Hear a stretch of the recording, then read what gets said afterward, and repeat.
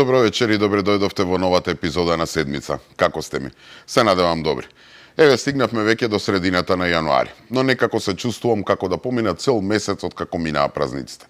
Мислам дека сите го делим истото чувство. Не џабе велат јануари како да има 100 дена, најдолг месец во годината.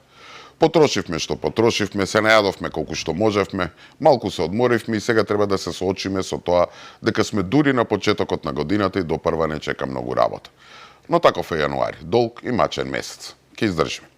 Ајде сега да се фатиме за работа. Да видиме до каде сме, што направивме и што минавме во изминатава седмица. Вообичаено избегавам тука да коментирам или да се занимавам со темни теми, од типот на убиства, смртни случаи и слично, посебно кога се однесува на деца. Но неделова се случи нешто што, барем за мене, ја мина границата. Зашто станува збор? Починаа две близначиња, братче и сестриче, стари само 15 дена од прилевското село Славеј. Според првичните информации, машкото новороденче починало уште дома, а додека женското битката за живот ја загубило во прилевската болница и покрај сите обиди на лекарите за да го реанимираат. Телата на несреќните бебиња се предадени на обдукција со цел утврдување на точните причини за смртта, иако првичните сомнежи се дека најверојатно станува збор за премрзнување. Прима кажување на луѓево од преводот од негрејање, како да кажам, таква работа. Од немат и нехигиена таква работа, да речем. Гледаме ние, јас даваме пари се што требат. Еве и дрва имаме и топлиме и онадиме.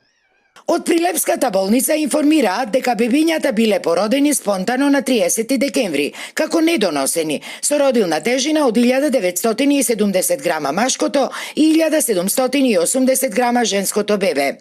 Заради недоносеноста, бебињата останале во болницата до 10 јануари, кога по барање на мајката и со нејзин подпис биле пуштени дома. На 16.1 во 10:45 часот на одделот за детски болести било донесено женското новороденче во тешка здравствена состојба како резултат на премрзнување. Машкото новороденче претходно починало дома од истата причина. По приемот на женското новороденче веднаш е преземена интензивна медицинска интервенција, извршена е реанимација, интубирано е, поставено е во топли кебиња. И покрај сите преземени мерки, состојбата се влошува и во 13 часот, за жал, е констатирана смрт. Стои во соопштението од Прилепската болница. Од Центарот за социјална работа пак велат дека семејството во кое има уште 3 малолетни деца на возраст од 4, 3 и година и пол било евидентирано како корисник на парична помош за трето дете и за детски додаток и до пред неколку месеци живеело во Прилеп. Никогаш не било пријавено од никого дека семејството е во социјален ризик. Сакаме да нагласиме дека не станува збор за екстремно лоши и нехумани услови, како што вчера првично беше пласирано. Туку напротив, стамбените услови се релативно добри, односно има простори за живење.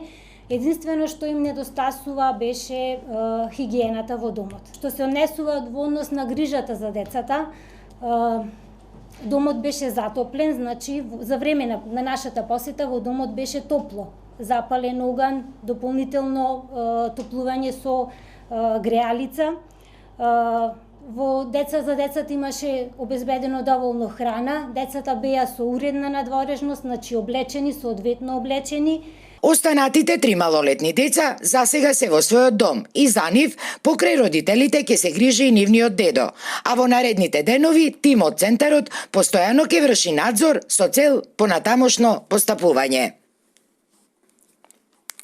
Ужасно, голема трагедија. Во 21 век во Македонија 2 новороденчиња починаа од премрзнување. Не од друго, туку од премрзнување, и тоа во Македонија, во срцето на Европа.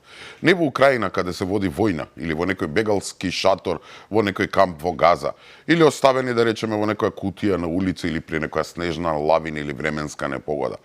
Туку во македонско село кое е на само некој километар од Прилеп или 100 километри од главниот град Скопје. Значи, сами видовте, од новинарските извештаи и од другото, тоа што знаеме, и од сведочењето на соседите е дека семејството живеело многу тешко во длабока сиромаштија, во студен дом со невработени родители и уште 3 деца. Ете, од Прилепската болница велат дека станувало збор за премрзнување, додека дедото на децата го тврди спротивното, дека домот бил топол. И толку. И мислам дека и овој случај ќе заврши како и сите други на кои сме сведоци во изминативе години. Со неколку извештаи на вестите по портали и толку. А има толку многу прашања кои ме мачат, кои сигурно ќе останат неодговорени. Како, например, ако родителите биле невработени, дали добивале социјална помош? Ако живееле во дом во кој немало ниту минимални услови за гледање деца, нели веќе имале 3 пред овие што починаа, дали досека ги посетил некој од социјалната служба? Дали некој од соседите, кои те вела дека секојдневно им помагале, го пријавил случајот или се обратил за помош некаде во службите? И клучното, како тоа биле пуштени од болница ако бебињата биле предвремено родени и биле во кревка состојба? Што ако мајката сама потпишала дека ќе си оди? Не постои некој правилник, протокол или слично што може да ја спречи, посебно ако се знае дека бебињата се во опасност? И кога веќе ја пуштиле, дали некој во периодот потоа го посетил домот да види како се бебињата? Колку што знам, во Македонија постои патронажна служба. Знам дека таа речиси не функционира, нема кадри и слично, но знаеле дека станува збор за ризичен случај. Колку и да нема кадри и средства, валјда можело да се соберат сили и во вакви случаи да се направи исклучок и некој да ја посети мајката. Посебно ако сите знаат дека семејството живеело во нехумани услови. Па побогу, селото Славеј не е на некој врв на планина или во некоја густа шума, туку е на самиот пат Прилеп Кривогаштани, што значи до него многу лесно се стигнува. И знам дека џабе ги поставувам овие прашања кога никогаш никој нема да ги одговори. Токму затоа ќе си дозволам да заклучам дека виновник за смртта на овие две новороденчиња е системот. Трулиот систем во Македонија, кој повеќе од 3 децении се распаѓа. И не е само овој случај. Не знам дали сте забележале дека не минува еден месец, мор една недела без да слушнеме или прочитаме некаде како некое новороденче, некое бебе или детенце од по неколку години ни починало. Па само оваа недела имавме случај на 9-годишно дете од село во Свети Николско, кој починало на клиника, а за кој инспекторите ето утврдило дека немало пропусти при лекувањето. Прето имавме случај со 5-годишно дете, па 14-годишно девојче од Грцец, па новороденче од Струмица и да не набројувам веќе, морбидно ми станува. И секој од овие случаи е различен. Некаде родителите сгрешиле, некаде локалните доктори, некаде клиниката, но останува фактот дека не минува месец без ваков случај. И никој не може да обвинува, например, актуелната власт за тоа. Ова е резултат на 3-децениска негрижа за целосно пропаѓање на системот во оваа сфера. И затоа сакам да апелирам до новите власти, како што се фатија во клинч со сите други горливи проблеми во државата, од надворешна политика преку битка со корупција, криминал, економија, инфраструктура, образование, каде за само 7 месеци гледаме напредок, да го земат и стават овој проблем на маса, затоа што работата е дојдена до коска. Мора подитно да се преземат мерки во оваа сфера, затоа што навистина не можам веќе да гледам и читам вакви вести. Реков, не сме Украина, не сме Израел или Газа, ние сме во срцето на Европа. И во исто време да апелирам и до странците, коите нон-стоп ни држат лекции како сме требало да направиме реформи, како сме требале да ги усвоиме уставните измени и слично. Нека посветат малку внимание на оваа тема, нека прошетаат малку по болниците и центрите за социјална грижа и наместо да не тераат да ги ставиме бугарите во уставот, нека дадат некоја изјава за оваа трагична работа која ни се случува. Реков, не сакам многу вакви теми и затоа толку околу овој случај. Ги избегавам затоа што навистина се вознемирувам. Всушност, кога ќе размислам, па што во последно време не вознемирува. Еве, минатата недела бевме сведоци на една друга тема, каде што можеме да забележиме дека станува збор за последиците од 3-децениската негрижа и распаѓањето на системот. За што станува збор? Синдикатот на УПОС бара средба со владата за да продолжи диалогот за исплаќање на додаток на плата од 30% за административците. Подготвени се да седнат на маса со премиерот за да се најде заедничко решение, откако Министерството за финансии даде негативно мислење за склучување на колективните договори. Доколку не добијат повратен одговор за средба, најавуваат радикализација на протестите и тужби. Вработените очекуваат владата да покаже разбирање и да ја прифати оваа подадена рака од синдикатот на УПОС за изнаоѓање на решение на нашите барања. Во спротивно, ќе бидеме приморани повторно да ги активираме протестите, како и да ги искористиме сите со закон дадени можности за изразување на незадоволството на работниците до остварување на нашите барања. Секој вработен без разлика на функција или место на работа има право на исто зголемување, на исто признавање за својот труд. Бараме зголемување на платите за најмалку 30%. Опозицијата дава подршка на синдикатот и бара власта да исплати повисоки плати на административците. Гладна кокошка прососонова. Токму на оваа народна поговорка ми текнува еве кога ги гледам протестите што ги организира УПО за повисоки плати на дел од административците. Видоа дека новата влада од првиот ден е посветена на работниците и на покачување на стандардот, па си рекоа дајте додека е момент да искористиме и ние нешто.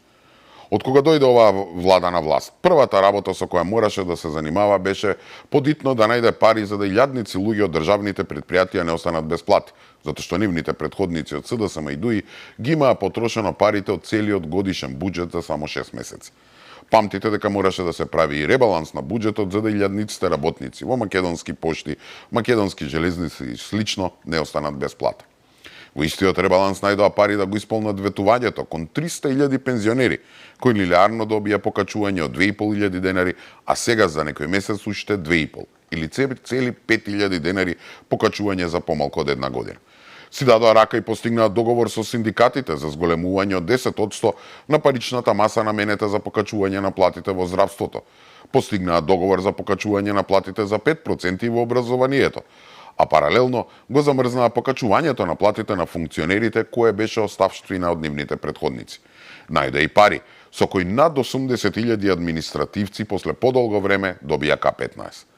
Дадоа не знам колку милиони на локалната самоуправа, допрва ќе се делат и парите од унгарскиот кредит за општините и бизнисите.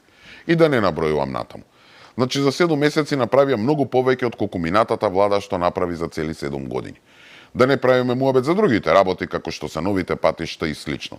За 7 месеци се пуштени 2 нови делници, прв дел од пругата кон Бугарија и еве годинава се очекува да заврши фамозниот автопат Кичево-Охрид.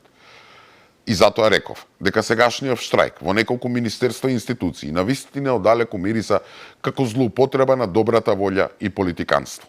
Во стилот дај додека даваат да побараме повеќе од што е возможно, може да ќе ќариме нешто. Затоа што навистина верувам дека ни синдикалните лидери не се убедени дека ќе помине барањето за покачување на платите за цели 30%. Туку само видоа шанса политички да се позиционираат, за да со време почнат со уцените. Дали тоа го прават во свое име или во име на некоја политичка структура, навистина не знам. Но не гледам на кој друг начин човек да го разбере сето ова што се случува. Па луѓе, тие воопшто не се ни обидоа да почнат разговори со владата, да отворат диалог или слично, туку одма одиме на штрајк. Па уште и признаваа дека во првичните разговори, односно кога го пипувале пулсот, им било кажано дека покачување ќе има според закон и според колективните договори, но не добиле датум кога и не биле задоволни од тоа колкаво ќе биде. Па сега сакаат дури и да се кршат закони и да се оди надвор од прописите. Бараат цели 30%, а воопшто не ги не интересира од каде парите.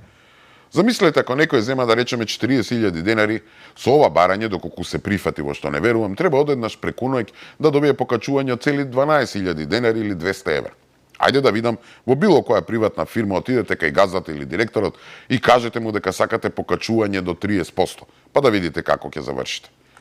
И сега откако излегува на штрајк им текна да бараат средба во владата, а премиерот Мицковски прифати да седна на маса со нив веднаш штом се врати од инаугурацијата на Трамп во Вашингтон. Не велам дека платите на луѓето во овие институции се високи, далеку од тоа, или дека немаат право на штрајкови и слично, но сепак треба да се биде реален во барањата, а не вака. Од ова ќар може да имаат само синдикалните лидери и нормално опозицијата.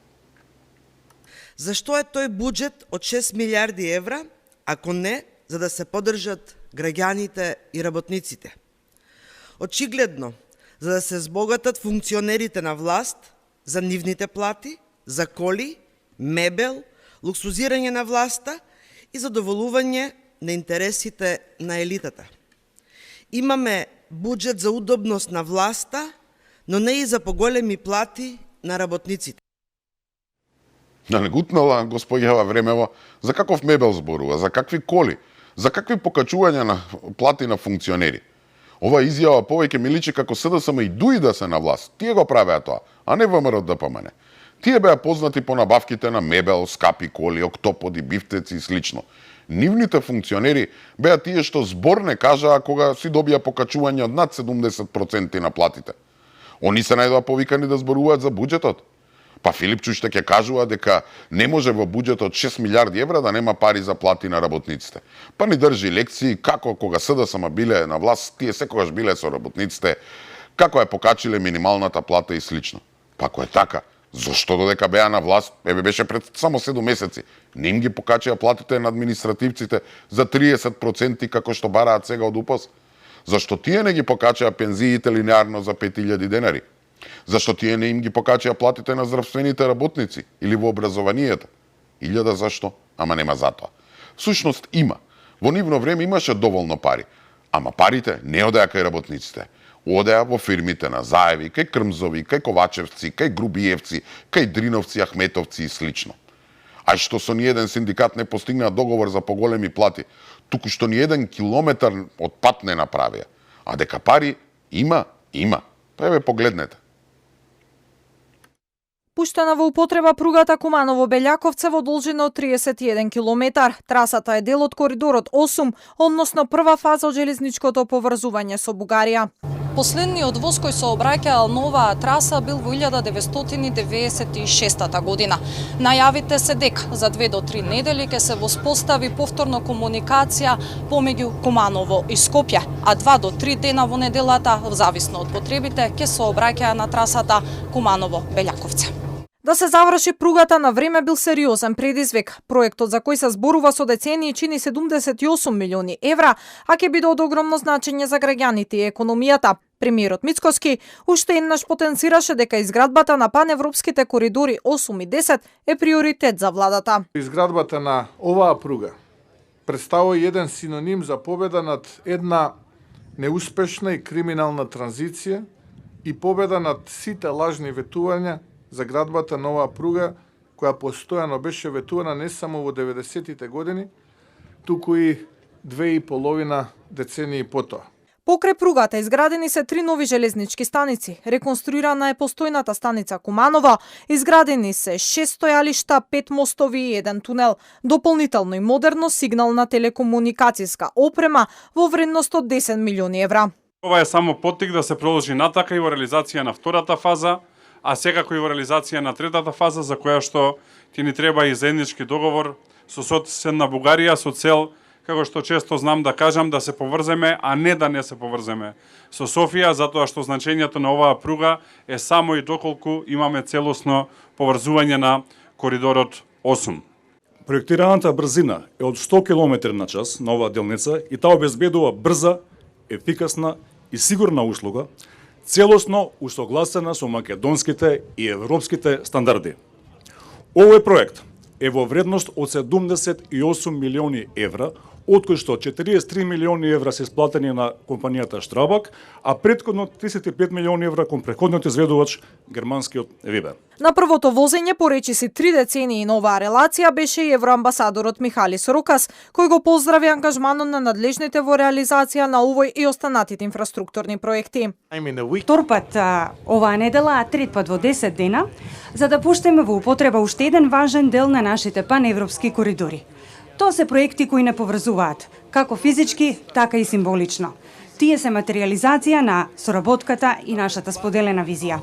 На реализацијата на овој проект се чекаше со децени, а на него повеќе или помалку работеа сите досегашни влади. Претходната влада на СДСМ го наследи овој проект во напредна фаза, но за 7 години не успеа да го заокружи. Сега кога се во опозиција, и за ова критикуваат дека владата на ВМРО-ДПМН е се китела со туги перја. За премиерот Мицкоски ваквата реакција била очекувана. Сигурен сум дека и за овој проект ќе излезат од опозицијата и во отсуство на конструктивни идеи ќе кажат дека и ова тие го изградиле. И затоа е уште еднаш ја користам оваа прилика да им се заблагодарам и на нив што во изминативе 7 години како влада не успеа да го пуштат овој проект. По реализацијата на првата, фокусот сега ќе биде на изградбата на втората фаза од Белјаковце до Крива Паланка, а за третата фаза се очекува финален договор со Бугарија околу деталите од проектот кој ќе претрпи промени. Ова доаѓа откако министерот Николовски при преземањето на функцијата откри дека првичниот проект предвидувал пругата да заврши во тунел без крај, а проектот да чини дури 24 милиони евра за километар. После колку години и години конечно се пушти дел од фамозната пруга кон Бугарија. Памтите дека ова беше едно од главните ветувања на СДСМ уште од времето на Бранко Црвенковски? Ама изгледа требаше да минат децении и работите во своји раце да ги земат Мицковски, Николовски, Коце Трајановски, па конечно да се пушти дел од делницата. И не е само пругата. За само еден месец пуштени во употреба се и две делници – Градско Фариш или Прилеп и Крива Паланка Страцин. Значи за само 7 месеци во употреба се пуштени два клучни магистрални патишта. Патот Градско Прилеп е дел од коридорот 10D, која поврзува Македонија со Европа и ја прави важна транспортна алка, од што бенефит ки имаме сите. Следна цел е автопатот од Прилеп до Битоло и оттаму до грчката граница. Делницата Крива Паланка Страцин е дел од коридорот 8, мислам, и е клучна за поврзување со Бугарија, исто како и пругата. Значи пари за автопати имало и мора да има. Проблемот досега беше во незаинтересираноста и неспособноста на минатата власт да се зафати со крупни инфраструктурни проекти. Ама тоа не ги спречува да ни прават вакви перформанси. Со гордост денеска го одбележуваме пуштањето во употреба на експресниот пат Градско Дреново. Проект со огромно значење за нашите граѓани. Овој проект, вреден над 37 милиони евра, е дел од посветената работа на Социјалдемократскиот сојуз на Македонија во развојот на патната инфраструктура и подобрување на животот на граѓаните од овој крај. Владата на Социјалдемократскиот сојуз на Македонија обезбеди средства и го реализира проектот со над 95%. Ги заврши трите клучки кај Градско, Росоман и Дреново, 4 виадукти, сите мостови над патници и подпатници, како и 98% од поставениот асфалт. Актуелната власт само постави 50 метри асфалт и денеска го пушта во употреба. Да, денеска ќе се кита со туѓи переја, но важно е што граѓаните конечно добиваат целосно функционален експресен пат. Абе што не кажувате вакви работи? Значи освен Крива Паланка Страцин и патот Градско Дреново го изградил СДСМ. Скоро 100%. Изгледа социјалдемократите мислам дека го изградиле и кинескиот зид, ама ете не стигнале да го пуштат. Може би ова ви звучни смешно, но како што тргнале овие од СДСМ, ништо чудно да слушнеме и вакво нешто од нив. После цели 7 години на власт, во кој не асфалтира ни едно обично градско сокаче, а не па некој посериозен автопат, сега се фалат дека сите нови патишта, делници, мостови, надвозници и слично било нивно дело, а не на новата влада. Тие само што мислеле да го завршат, ама ете кутрите изгубиле на избори и не стигнале. Па сега истите луѓе, од истата партија што ако памтите, со зурли и тапани го отвара автопатот до Грција што целосно, не делумно, туку целосно, со се собраќајни знаци им го сработи предходно ВМРО ДПМН, се дрзнуваа да држат пресконференции и да се жала дека новата влада им ги крадала проектите. Па немојте ви се молам. Да, навистина, може би дел од овие проекти за патишта беа предвидени, може би биле започнати во време на мандатот на СДСМ и ДУИ, но тие никогаш не беа завршени. И тоа не бидејќи немаа време, туку затоа што минатата власт овие проекти повеќе ги користаше за цицање на државни пари во нечии џебови отколку за било што друго. Сите проекти им беа заглавени во разни административни лавиринти, сомнителни тендери и слично. Еве, на пример, поминаа цели 2 години од подпишување на фамозниот договор со Бехтел и ЕНКА, но машините почнаа да работат, откако Мицковски, Николовски, Трајановски се фатија во клинч и ги решија проблемите. Слично и со експресниот пат Градско Фариш, во должина од 15,5 километри кој беше пуштен пред некој ден. Слично и со патот Крива Паланка Страцин. Се стоеше во место. Немаше машини, немаше работници. Да не правиме муабет за патот до Блаце кој Господ знае кога ќе се гради поради заврзламите на ДУИ. Што сака нека кажува СДСМ, му се допаѓало тоа некому или не. Факт е дека за само 7 месеци новата влада успеа да заврши 2 делници, дел од пругата и слично. Следна цел е дури и вечниот автопат Кичево-Охрид, од кој добар дел се очекува да биде пуштен оваа туристичка сезона, а комплетно да заврши следната година. Значи пари за автопати имало и мора да има. Проблемот, како што реков, беше во незаинтересираноста на минатата власт. За нив важеше мантрата почнато, а недовршено. Кој им е крив што додека беа на власт не запна и не ги завршија проектите? Во нивно време, одма после сечењето лента дека започнуваат некој проект, ништо не се случуваше. Немаше механизација, само по некој работник и тоа од Сабајле. А после немаше никој. Па дури ни преку лето, после 4 часот попладне, нели кога денот е долг, немаше никој. А сега се гради по цел ден, дури ноќе под рефлектори, па и во среде зима на снег со посебни материјали за ниски температури. Значи ако се сака, се може. И верувајте, на граѓаните баш им е гајле кој колку направил додека бил на власт. Важно им е кога ќе завршат работите. И важно е по тие патишта да се вози. Не ги интересира кој колку проценти изградил, кој градил, а кој доградил. Не ги интересира и колку пари тоа чинело и кој колку проценти украл. А кога сме кај тоа кој колку украл, да видиме докаде се Ахметовци и Гурбиевци со одбраната на милионите и милионите евра што ги имаа ставено во джеп. Дуи во очајнички обиди да прикаже дека во Македонија има албанофобија, откако не им успеа ниту една тактика и видоа дека веќе националистичката реторика не пали ниту кај нивните гласачи. Сега влегоа во улога на херои. Ке ги штителе правата на албанците и ке превенирале дискриминација преку така наречената мрежа за жалби. Иако институциите повеќе од 2 децении беа под палката на Али Ахмети, дури сега му текна да глуми спасител. Неговата партија на социјалните мрежи ги повика албанците кои се соочиле со непочитување на нивниот јазик или одбиена можност поради етничката припадност да испратат порака на Facebook. Дали сте се соочиле со непочитување на законот за албански јазик? Дали ви е одбиена можноста само поради вашата етничка припадност или политичка припадност? Дали сметате дека во институцијата каде што работите ве третираат како граѓанин од втор ред? Дали сте албанска компанија која се соочува со пречки и етничка дискриминација? Ако сте доживеале неправда, дискриминација или исклучување, пишете ни на месенџер. Вашиот случај нема да биде игнориран. Ако не го кажеме тоа денес, утре ќе биде предоцна. Според експертите, ова е уште една театарска представа на Дуи, која не може да си помогне самата на себе, камоли на граѓаните.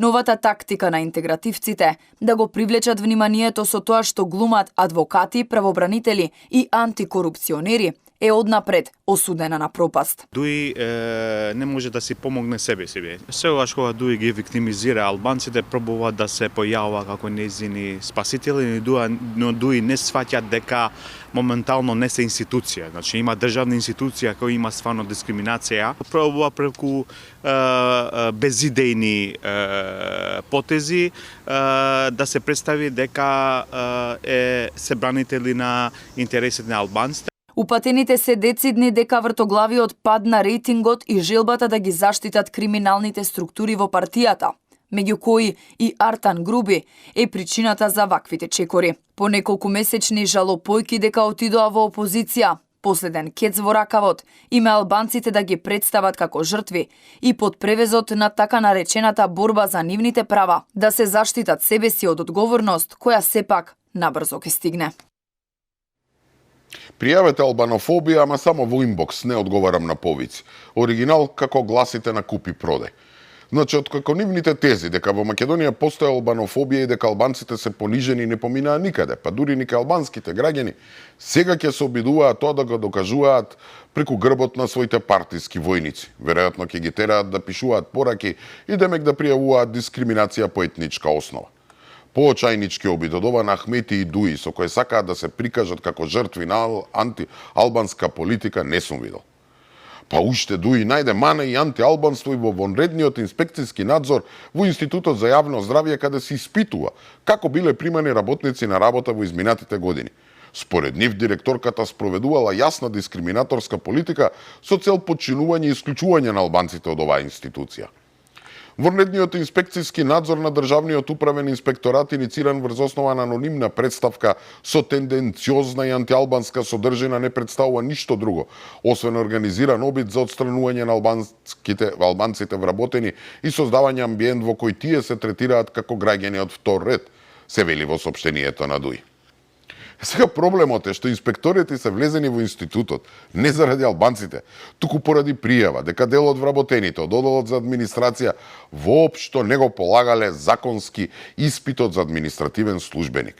Неофицијално, до нешто првично го утврдили инспекторите, е дека навистина во оваа институција се на работа незаконски биле примани луѓе, односно добивале решенија за работа без да го полагаат испитот, кој е законски задолжителен. Пријавата се однесувала на сите административни службеници, а до сега нашле околу 25 луѓе кои биле примени така. И ајде да погодиме од 3 пати кој ги примал и дали има врска со тоа дека се албански или можеби се партиски војници на Дуи. Според оваа глупа логика на ДУИ, ако некој во случајов, еве директорката на ИАЗ Марија Андоновска, сака да стави крај на криминалот кој во оваа институција се правел 15 години, тоа да ти било антиалбанство. Не, драги мои, криминалците се криминалци без разлика од која етничка заедница се. Но за ДУИ нема граници кога треба да се бранат милионите криминално земени пари. Па така ете, освен што им смета кога некој се бори со криминалот во ИАЗ, Ахмети изгледа целосно изгубил и смислата за хумор. Па така им смета и Вевчанскиот карневал, кој според нив бил опасна провокација за мирот и стабилноста. Партијата на Ахмети преку соопштение најостро го осуди, како што велат, неприфатливиот чин на исмејување и сатиризирање на обидот за атентат врз Ден Села, што се случил за време на Вевчанскиот карневал. Од партијата велат, цитирам, тоа било тешко нарушување на човечкото достоинство и опасно провокација за мирот и социјалната стабилност. Незамисливо е вака сериозен настан кој што шокираше многу граѓани зад себе остави сериозни последици по животот на поединци да биде искористен како предмет на подсмев и омраза на јавен настан. И покрај тоа што овој чин се случи пред очите на институциите и јавноста, никој не реагираше, не го осуди, ниту спречи и вака сака да го нормализира омразата и насилството, велат од ДУИ, откаде бараат и најсилна реакција од надлежните институции за како што наведуваат ваквите грди дела да не се толерираат или да останат неказнето. Луѓе, овие навистина не се нормални. Бараат санкции за Вевчанскиот карневал, кој патем е познат токму по својата сатира и маски, кои преку хумористични сцени ја прикажуваат, разоткриваат и смејуваат актуелната политичка ситуација во Македонија, но и во светот. Од секогаш маските и сцените биле провокативни, но досега никој не се осудил да бара институциите да реагираат поради ваквиот хумор. Значи и од Ахмети да е, веќе премногу е. Па зарем на вистина мисли дека вакво нешто уште пали кај народот? Ај што не поминува, како што реков, кај македонците, не поминува ни кај албанците. Джабе веќе се закануваат еве со војни и слично. Во Македонија нема албанец кој заради груби Ахмети ќе земе пушка во рака и ќе го ризикува животот за да ги заштити нивните украдени евра. Не, драги мои, правата на албанците се загрозени, но се загрозени токму од овие, кои што се представуваат како ваши или нивни лидери и кои се умислени дека се родени да водат, а всушност само сакаат да си го заштитат криминалот. Правата на сите ни се загрозени, од типови како Груби, како Ахмети и слично. Тие се тие што ги испокрадоа парите, не само од македонците, туку и од албанците. Така што тие се тие што сакаат на сите да ни го скратат правото на квалитетен и достоинствен живот. Реков минатата недела, сега ќе продолжам. Повторам, ако продолжи вака Ахмети, сериозно станува кандидат за црната листа. Знаеме за неговите влијанија во судството, за сомнежите за криминал во семејството, а сега со ваквите обиди печене за на црна листа. И тука мислам дека веќе е време да одмориме со еден блок реклами. Останете така, се враќаме веднаш.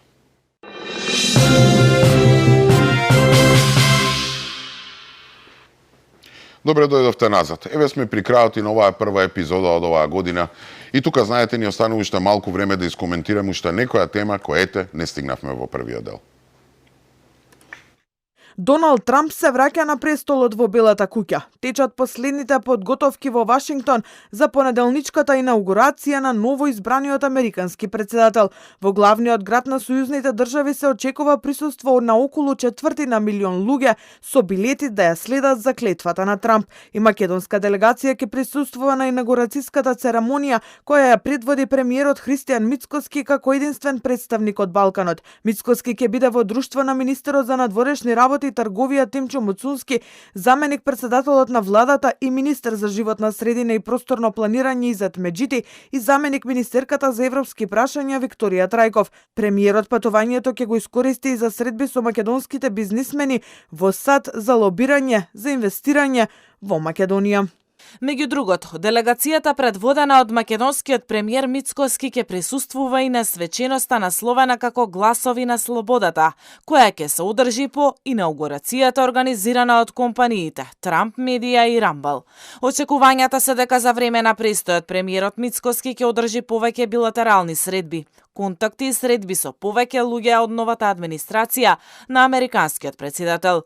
Исто така, Мицкоски ќе има средба и со бизнисмени со македонско потекло каде ќе стане збор за економска соработка и можни домашни инвестиции. На инаугурацијата засега е јасно дека нема да присуствуваат рускиот и кинескиот претседател. А како представник Кина го испраќа потпредседателот Хан Женг. Нема да оди ниту унгарскиот премиер Виктор Орбан, додека италијанската Џорџија Мелони ќе замине во Вашингтон за заклетвата на Трамп, потврди од нејзиниот кабинет. Покана добил францускиот председател Емануел Макрон, но нема потврда дали ќе присуствува, додека според неофицијални информации председателката на Европската комисија Урсула фон дер Лајен воопшто и не била поканета.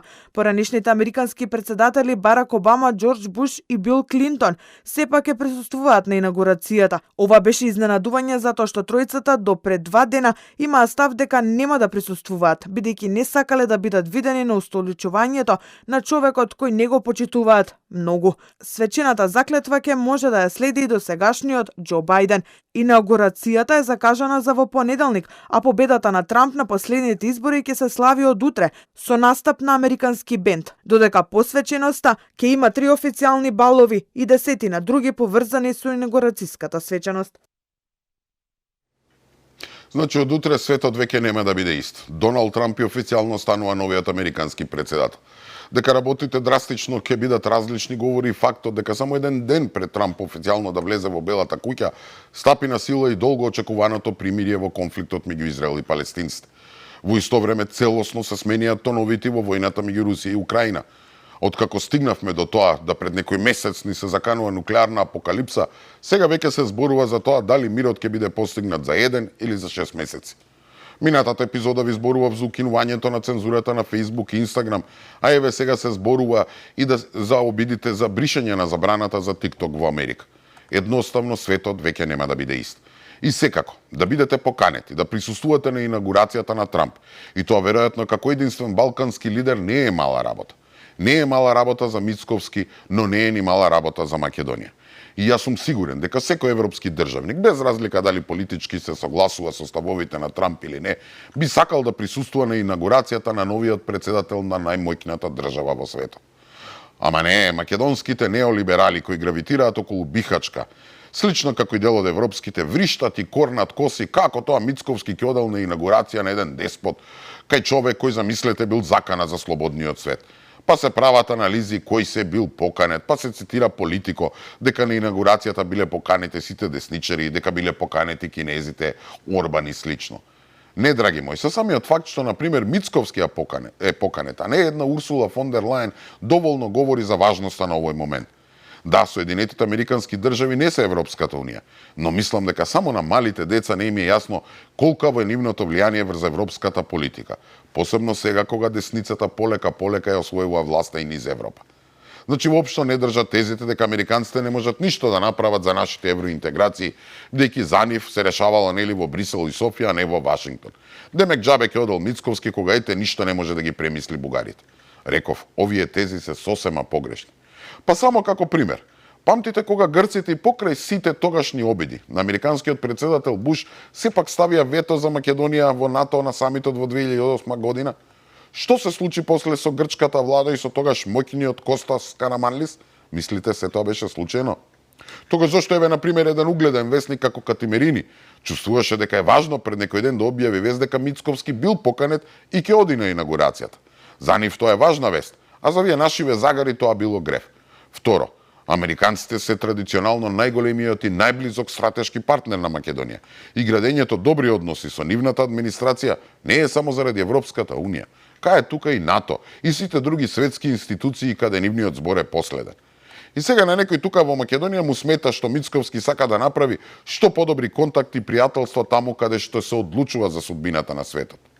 И не само бугарското вето, па американците ни требаат и затоа што се најсилна светска економија со која мора да се соработува. Така што македонската јавност мислам дека многу добро знае кој е сега премиер во земјава и колкав е неговиот углед и моќ наспроти оној на ликови како на пример Заев и Ковачевски, кои за џабе ни го продадоа името и кои со две раци им потпишаа на бугарите дека може да добијат што сакаат, па така целосно не заглавија на секое поле. И тука мислам дека е време да ја завршам и оваа епизода на седмица. Се надевам дека го задржа вашето внимание. Со Господ напред, се гледаме за една недела во исто време, на исто место. Имајте пријатна вечер.